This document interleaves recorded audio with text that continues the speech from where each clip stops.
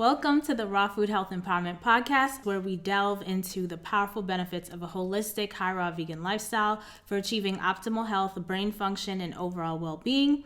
This podcast is not just about personal health. We're also passionate about community development and creating a culture of health through business and collaboration.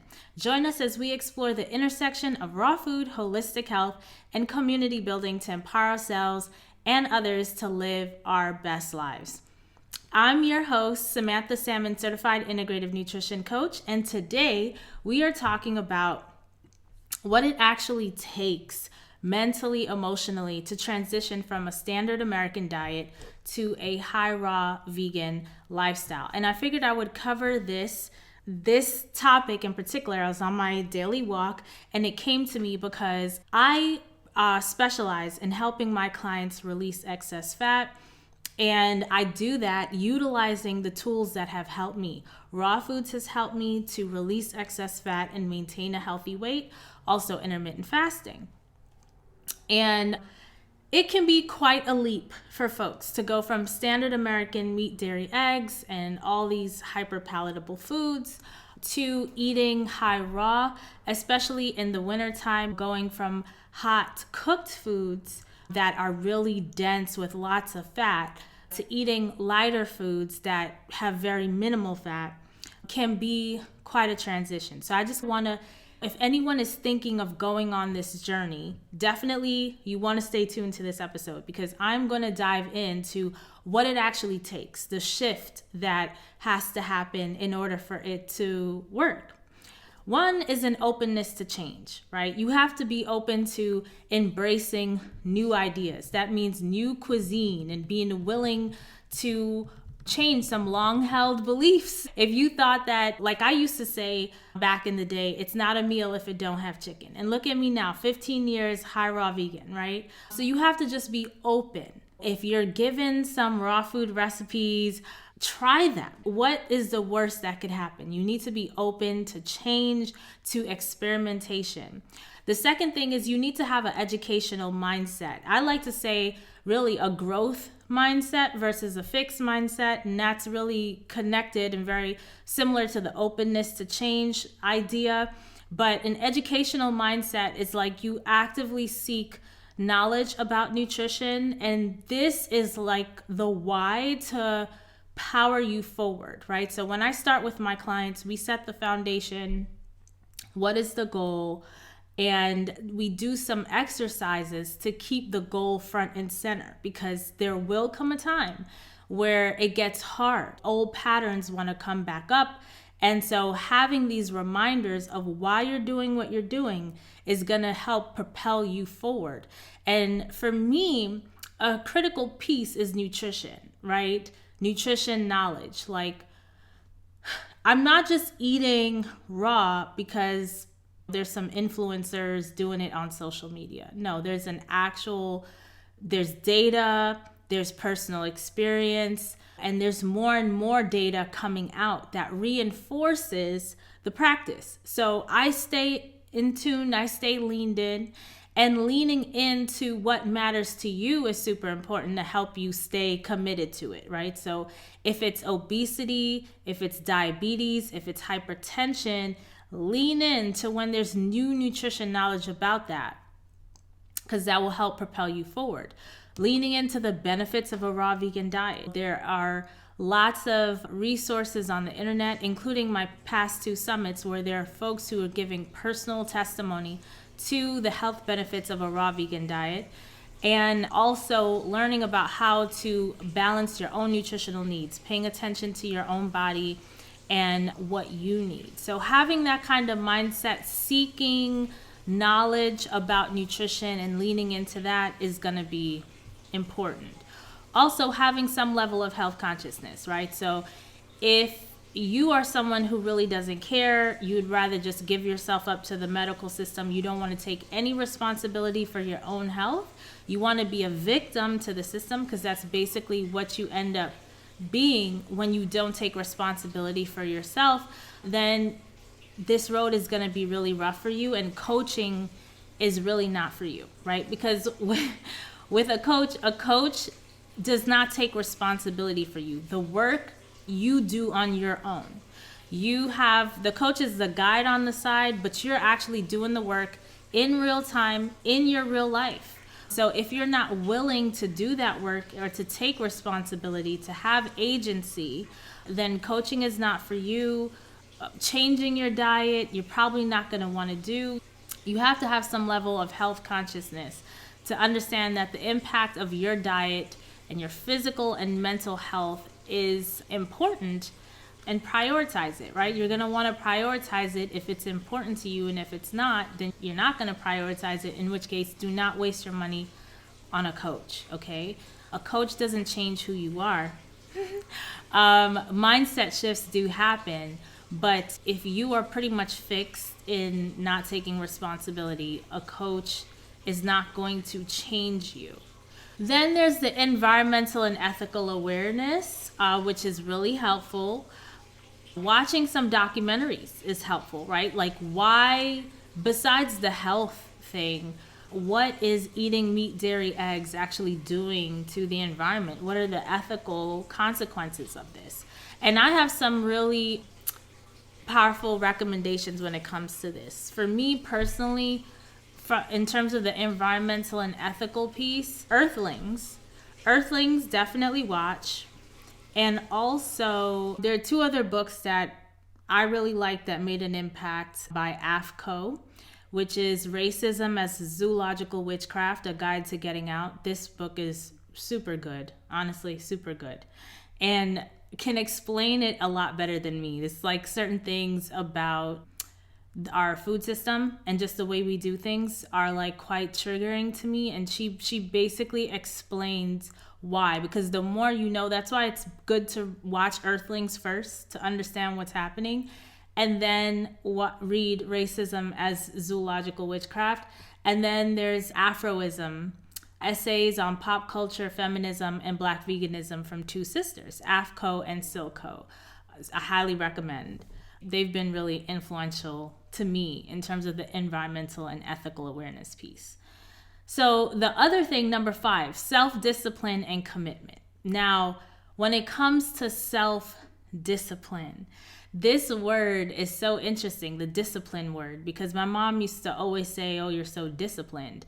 And I really question that. No, I think everyone is disciplined for the things that matter to them. And that takes us all the way back up to number 2 and number 3, right? Educational mindset and health consciousness, right? So it's, if you are in alignment with this, if you actually want to be healthy and you want to take control of your health, then you will have the discipline to do what's necessary. Also, something I really love and appreciate is something I heard Marianne Williamson say. She said discipline comes from the root word disciple, which I had never put that 2 and 2 together before. And it had me just thinking about that. What does it mean to be a disciple, right? Jesus had 12 disciples. What did it mean for them to be disciples? That meant that they were basically following in his footsteps. He set the tone, he set the vision, and they were following that and being ambassadors of that same vision. That's what it means to be a disciple in my mind, in my head. When it comes to health and wellness, and you have a vision of what you want your life to look like. You want to be in a body that's comfortable, that's agile, that's flexible, that's healthy, that's fit. So you can play with your grandkids. You could take your grandkids to the theme park and y'all could fit on the rides and go together and do all sorts of great stuff together. You become now, when you get serious, you become a disciple to that vision, right? That vision of you being able to live that life means that you are eating a certain way, your physical activities a certain way. You have a morning routine to set your mind up for success, and your whole day up for success. There's a whole lifestyle, kind of like when, an athlete, if you become a swimmer, there are things that swimmers do every day because they're never really not training, right? Because even if they're not getting in the water, there are visualization exercises that they're doing. There's a diet that they're eating because they have to keep a certain body weight and certain amount of muscle mass and whatever, right? Every sport calls for its thing. And it's the same thing with the healthy lifestyle, whatever that is. You have folks who are super into like Bikram yoga. I'm thinking of a woman right now. And so she has the identity of a Bikram yoga instructor because that's what she is. She's certified to teach Bikram yoga.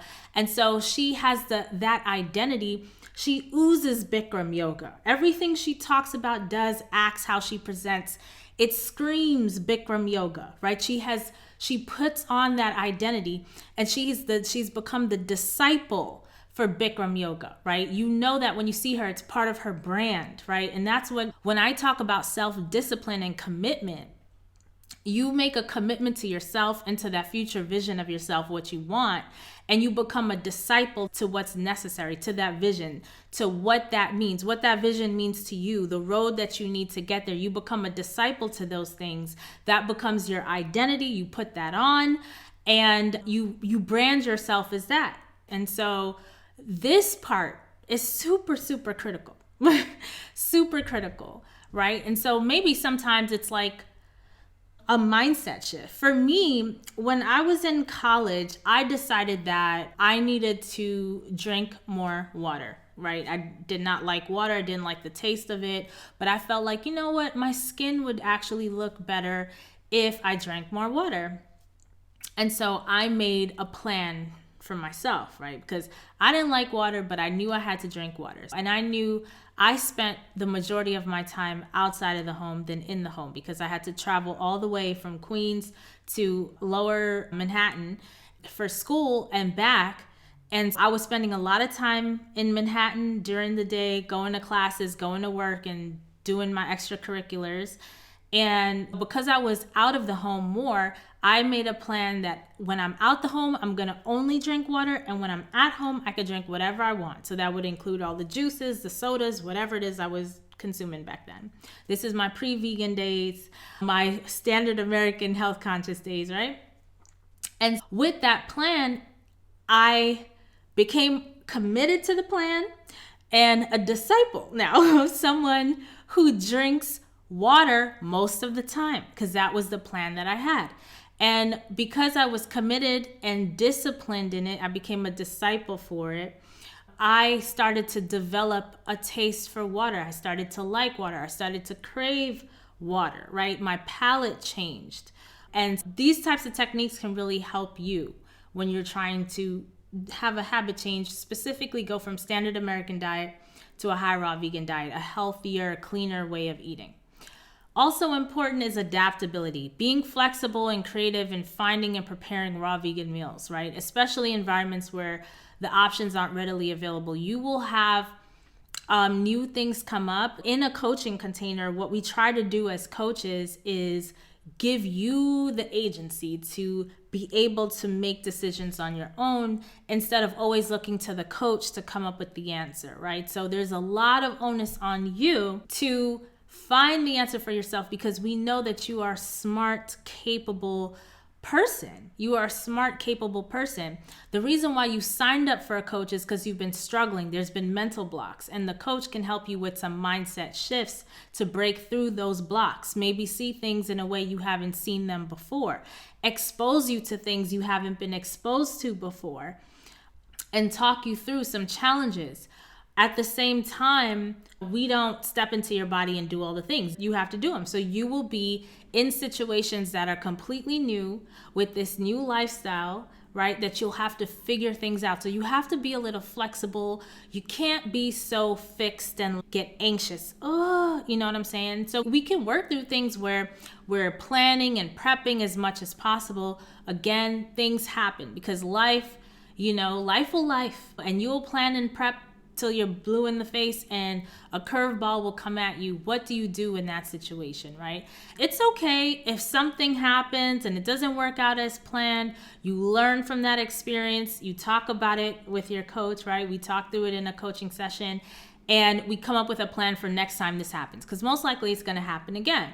This is what the coaching container is for, but you need to be adaptable and not get upset, not get downtrodden, not have this all or nothing mindset. This all or nothing mindset is really what hurts people from achieving the things that they want in life. Anything that's worth having in life It is never like an easy straight path, right? If it's something that's really worthwhile.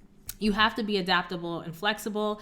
And with that is number 7, resilience, handling and responding positively to potential criticism or misunderstanding from others about your dietary choices, okay? Everyone, as soon as you start eating cleaner, everyone becomes a nutritionist, right? And I've had clients before who were obese, were losing weight, getting into a healthy weight, and a pharmacist, this one client I'm thinking about in particular, a pharmacist was telling her, man, you're losing a lot of weight. You're losing too much weight. And I'm like, how could a pharmacist say this to this woman when she's actually getting healthier? But this woman is living in an environment where, everyone around her is obese and unhealthy, right? Even probably most likely the pharmacist. Or some people sometimes think that they're being nice, but this stuff can be really damaging to folks and kind of pull people back. Luckily, my client was very resilient and managed through. She has a growth mindset and not a fixed mindset. She was lovely to work with, right? And this is what makes you successful in a coaching container, is having that resilience, just being confident and sure about what is it you want. Are you ready to do what's necessary to get what you want? A coach will help you get there. If you're not ready and willing to do what's necessary, then a coach cannot help you get there. You know what I'm saying? You're not ready and willing. Number 8, community-oriented, seeking support and connection with like-minded individuals or communities, which can be crucial for encouragement and sharing experiences. This is important. So leaning in, maybe you don't really need community so much, right? But if you are working with a coach, being open to get the support that you need. A lot of people struggle with asking for help, right? And so if you're not being fully open, you can't get the full support that you need in order to achieve what you're looking to achieve, right? So you just end up basically wasting your money and wasting your time. Number 9, patience and self-compassion. Understanding that transitioning to a high raw vegan diet is a process and it will involve some trial and error and being kind to yourself through the journey, right? And when I say trial and error, that means like you're trying to find out which recipes you like, what fruits and vegetables you like or don't like, what kind of meal prep techniques are you willing to do, what works on the weekdays, what works better on the weekends, all the things, like how to put stuff together, how to meal prep, how to plan, all of this stuff. So you just have to have patience with the journey. You don't sign up and like within 2 days, all of a sudden you're a new person. For most people, it just doesn't happen like that. It's not realistic. Even with me, like I made a decision and I had a ceremonial last meal and I became vegetarian. I was vegetarian for 2 weeks and then I became vegan. And on my vegan journey, it didn't mean that I gave up processed food. In the beginning, I was eating processed food, right? And even after not really doing too much of the tofurkeys and like the fake vegan meats and cheeses and stuff like that, still doing breads and cereals and stuff, that stuff still processed food, right? So chips and all this stuff, right? So the health journey is a health journey, right? I don't think any of us ever arrive.